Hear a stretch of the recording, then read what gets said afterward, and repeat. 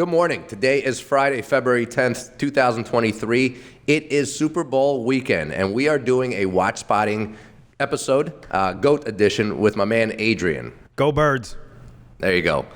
Adrian, good morning. How are you? Good morning. I'm well. I am excited. I am pumped. I just beat Nico in a 3-round tournament of ping pong. I'm a little sweaty. You beat him? Oh, I thought he was winning. I'm victorious here. I am undefeated. Anyway. Yeah, we're going to have Nico on the show next, so I have to warm up for that, so I might need a game of ping pong myself.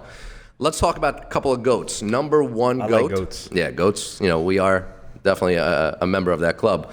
But we got the number one GOAT. It is Tom Brady. He just showed off how special he is on and off the field, obviously. The fact that he announced his retirement, he did it in style, showing off a watch that has rarely been seen on anybody's wrist. Now, he is an IWC ambassador. He just showed off the IWC Portuguese Tourbillon hand-wound skelet. Is that pronounced right? Skelet? I think it's just another term for skeleton. Okay. Open work. Yeah. So a little bit of information about the watch. The skelet was something of a mystery. It never appeared in IWC's catalog, nor was it ever written about by any journalist. The watch just appeared in boutiques kind of out of nowhere. Only 25 pieces of this were made.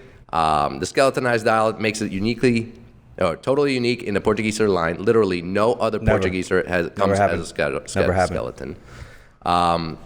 Just a couple of pieces of information about him. Throughout his career, Brady has used watches to mark occasions. He bought his first IWC shortly after winning his first Super Bowl, a full 2 decades ago. So 20 years ago. I mean, that's an amazing career that the guy's had.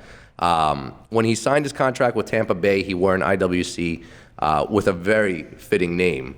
The name of the actual model was The Longest Flight. So he might actually, have had the best and longest flight as a GOAT. Tell me about the watch. Just a little background about him. He's the only NFL player in history to win a Super Bowl in 3 different decades. So that just says that just speaks volumes in itself. I mean, a lot of people get upset with you for saying he's the GOAT, but I think I think almost unanimously people have solidified the fact that he is the GOAT. Listen, people are going to throw Joe Montana in there. They're going to say Aaron Rodgers is better and all at the end of the day, it's the accolades that count. He is a 7-time Super Bowl champion. The dude left his beloved Patriots under the helm of Bill Belichick, went to the Tampa Bay Buccaneers, and won at the age of 40-something years old. He is undoubtedly the greatest football player to ever step on the field. What do you think about his whole, the retirement that he did a little while ago, then he came back, and now he officially retired? There's only one person to ever really do it like that, and that was Jordan. So very Jordan-esque. Yeah. However, I think the latter part of Tom Brady's announcement of retirement was much more successful, even though it was short-lived, just like Jordan's. He actually won something, and he performed, and he was still top in the league in yards, whereas Jordan was definitely on the decline. Yeah. Let's do a quick wrist check. What do you have on your wrist today? So I have the Bulgari Octo Finismo in skeleton ceramic, and it just goes with the all-black fit. I'm feeling everything black. I'm feeling stealth. I'm feeling mean. I'm feeling excited for Sunday. It's going to be an exciting weekend. Yeah, and we actually, off camera, we just talked about the fact that my sister-in-law's wedding is on Thursday, and if the Eagles win, that is going to be a shit show. So we're still listen. We're banking on the fact that the Birds are going to win. But last time when they won on a Sunday, obviously, and then the parade was on a Thursday because there was some type of other event on Wednesday. I remember that.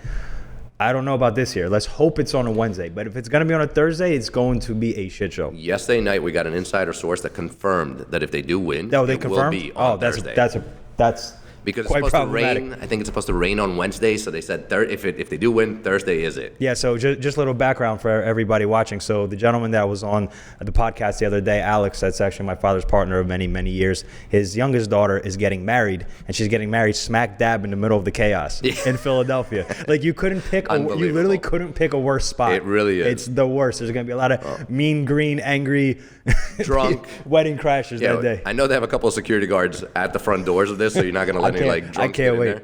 But it should be amazing one way or another. So hopefully they do win, because that's going to make the whole wedding even more special. I should probably book a hotel ahead of time, even though it's probably not even available. Probably not. Just to say what I'm wearing today is I'm wearing a stainless steel Royal Oak with a blue dial. 15400 with the blue dial. Beautiful, classic, timeless, iconic. Still one of the most in-demand pieces on the market. It is beautiful. I actually didn't wear my daily today, so I just snatched this one. Tell me about the watch. Do you know anything about it? Have you seen it before? Have you? I haven't done much research into it, but listen, I've been on record, and we've been on record really not necessarily pushing IWC, but really bringing it to the forefront because we believe from a price point perspective, from a legacy perspective, from an engineering perspective, it is a fantastically made watch. Yeah. You know, its roots go back to the Air Force and flying, and you know, John Mayer is a big proponent of it. A lot of other people are proponent of it. Basically, anybody who owns an IWC is a pure orologist, an actual collector, because they're not really diving into the hype stuff. You know, obviously a lot of pieces don't really carry a huge premium over retail, but in terms of bang for your buck, something like an IWC Portuguese Perpetual, which is heavily discounted, is one of the best watches you can buy secondary on the market, because its price levels have pretty much got to the point where it's not going to go higher or lower. It's a very, very steady brand, right? It's not. There's not a lot of waves up and down. There's a whole collector class that's behind him, and Tom Brady's, I think, a fantastic ambassador for him.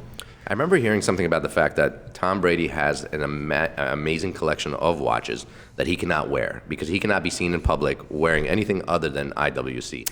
Probably in the contract. That also reigns true for a lot of other athletes that have ambassadorships where if they're out in public, they can't wear any other watch. But then it's like, okay, well, I'm just going to wear something else at home. What's the point? Like, you're just in your kitchen wearing a different watch. I mean, even if you go to a private party, there's always the opportunity of somebody snatching a picture of you and posting it up on Instagram and you getting screwed. Yeah, I mean, for the money some of these athletes are getting paid to be ambassadors, I mean, you always have to, you'd have to be like the craziest watch passion guy in the world to be like, hell with them, I'm going to wear what I want to wear because I'm such a big, watch guy. I mean, listen, they're paying him millions of dollars.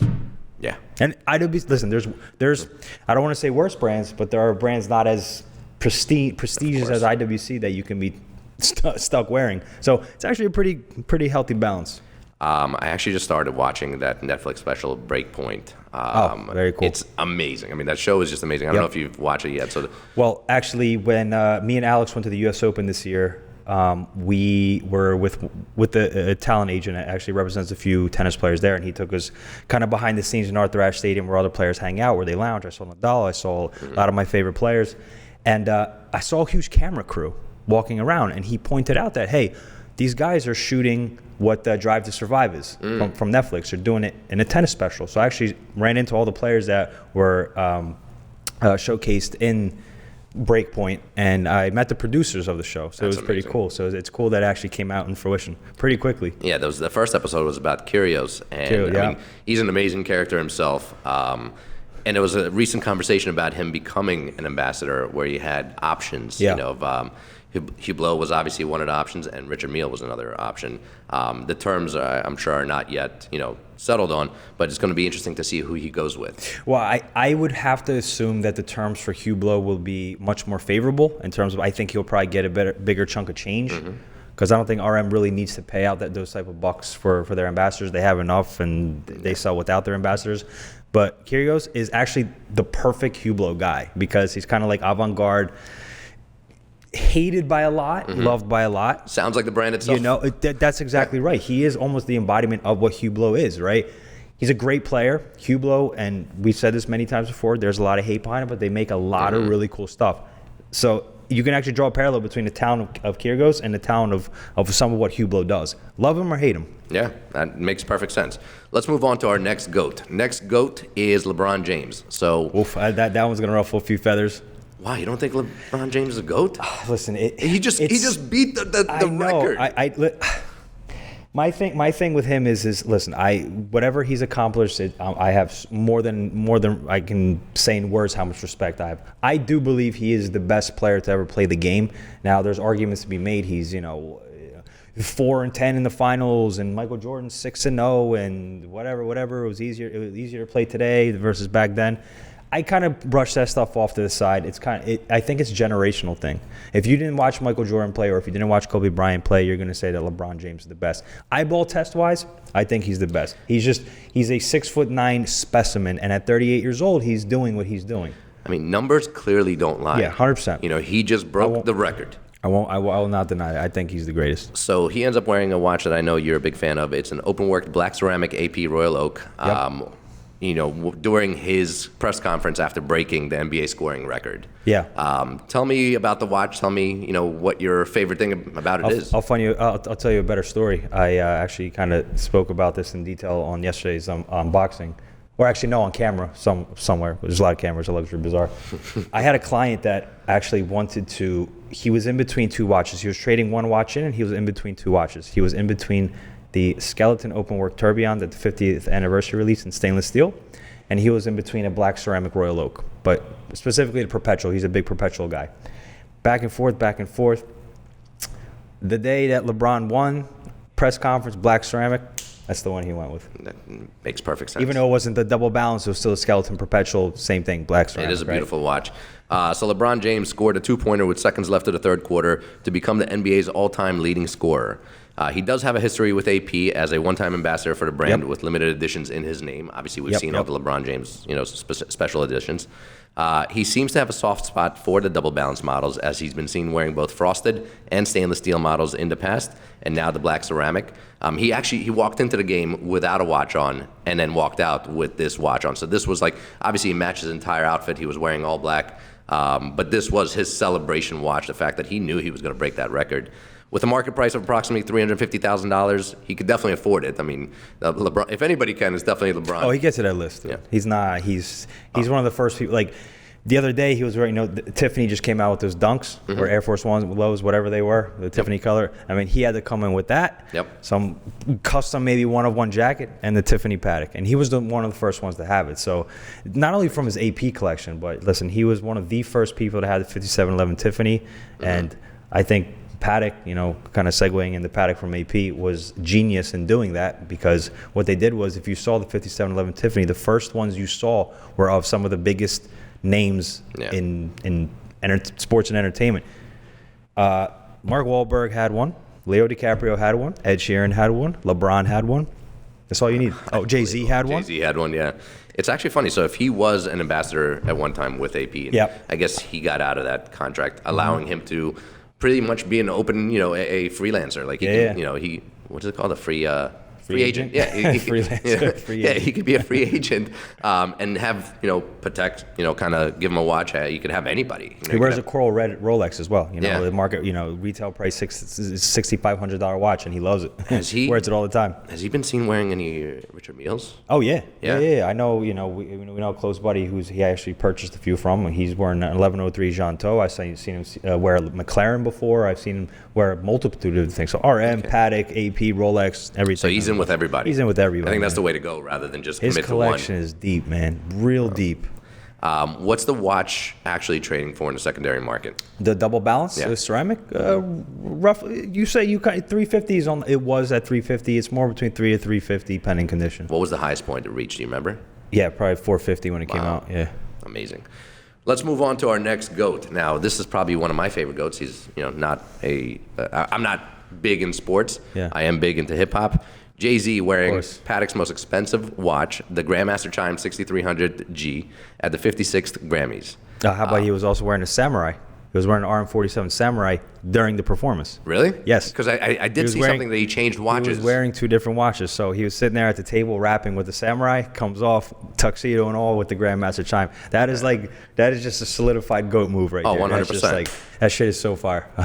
Love it. I can't remember what it looks like. It's literally, it's an RM Tourbillon, black case, rose gold sides, with a Samurai. Yeah, okay, yeah. Like a actual I was wondering Samurai. if it's like swords or just the Samurai. Yeah. It is Patek Philippe's most expensive watch at around $2.2 million. At MSRP. At MSRP. Who knows what After it's going market for. price is about $8 million. $8 million. Wow. That's significant. Yeah, man. The fact that he has this watch, now this is not something that was kind of loaned to him to wear to this. This is the same watch that he wore 3 years ago for P. Diddy's, or I guess Diddy's, or Love, whatever we want to call him, 50th birthday party. So this is sitting in his watch case for the last 3 years, just getting knocked around. He wears it whenever he wants.